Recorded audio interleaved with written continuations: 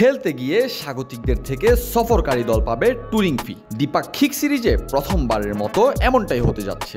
ইংল্যান্ডের মাটিতে খেলতে গেলেই ট্যুরিং ফি পাবে জিম্বাবুয়ে, এমন সিদ্ধান্তের কথা জানিয়েছে ইংল্যান্ড এবং ওয়েলস ক্রিকেট বোর্ড। একটা সময় ছিল যখন কোনো দল সফরে গেলে তাদের ট্যুরিং ফি বরাদ্দ রাখত আয়োজক বোর্ড। আধুনিক ক্রিকেটে সেই রীতির অস্তিত্ব নেই। হারানো সেই রীতি আবারও ফিরিয়ে আনার প্রয়াস ইংল্যান্ড ক্রিকেট বোর্ডের। 2025 সালের গ্রীষ্মকালে ইংল্যান্ড সফরে যাবে জিম্বাবুয়ে দল। সেখানে একমাত্র টেস্ট খেলবে তারা। এই সিরিজেই জিম্বাবুয়ে দলকে ট্যুরিং ফি দেওয়ার অভিনব সিদ্ধান্ত নিয়েছে ইসিবি। ইসিবির চিফ এক্সিকিউটিভ রিচার্ড গুল বিষয়টি নিশ্চিত করেছেন স্কাই স্পোর্টসে। এমনটাই জানানো হয়েছে ESPN ক্রিকেট ইনফোর তরফ থেকে। রিচার্ড গুল্ড আগেই জানিয়েছিলেন আইসিসির লাভের অঙ্ক বন্টনে যে বৈষম্য রয়েছে তা তারা দূর করতে চান, আর সেই উদ্দেশ্যেই এই সিদ্ধান্ত নিয়েছেন তারা।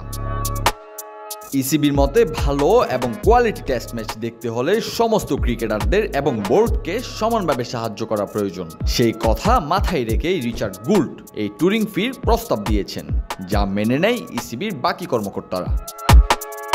এই মুহূর্তে ছোট ছোট দেশগুলোতে ক্রিকেট খেলা বা আয়োজন করা খুবই ব্যয় সাপেক্ষ।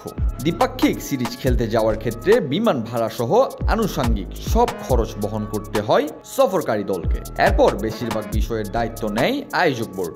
সফরে যাওয়ার খরচে আর্থিকভাবে দুর্বল অনেক দলই চাপে পড়ে যায়। তবে টিভি সম্প্রচার সত্ত্ব, বিজ্ঞাপন, টিকিট বিক্রি সহ সব আয়ই পায় আয়োজক বোর্ড। তাই রাজস্ব বন্টনে সমতা আনতে এমন উদ্যোগ ইসিবির।